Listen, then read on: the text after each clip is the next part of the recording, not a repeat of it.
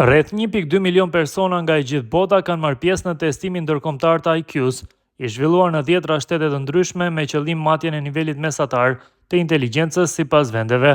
Të dhënat tregojnë se në 84.8% të shteteve, rezultati mesatar i IQ-s ka ndryshuar me më pak se 2 pikë nga viti në vit, çka tregon një stabilitet relativ në këtë drekues. Por si paraqitet Shqipëria në këtë renditje globale?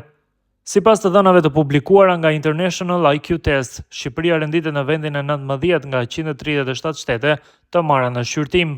Vendi ynë është vlerësuar me një mesatare prej 101 pikësh, rreth 4 pikë më shumë krahasuar me vitin e kaluar. Ky rezultat e pozicionon Shqipërinë se vendin me IQ-n më të lartë në Ballkan edhe në rajon. Pas Shqipërisë renditet Serbia, e cila mban vendin e 32 me 99.8 pikë, ndërsa Maqedonia e Veriut dhe Malizi pozicionohen përkatësisht në vendin e 45 dhe 51.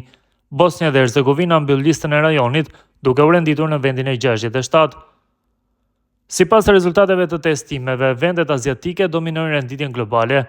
Koreja e Jugut mban vendin e parë si shteti me IQ-n më të lartë në botë, e ndjekur nga Kina dhe Japonia. Këto vende njihen për investimet e forta në arsim, teknologji dhe kërkim shkencor, si dhe për ritmin e shpejtë të zhvillimit ekonomik dhe inovativ.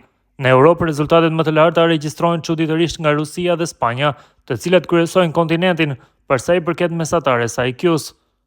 Në fund të renditjes globale ndodhen disa shtete të Afrikës dhe Azisë Juglindore.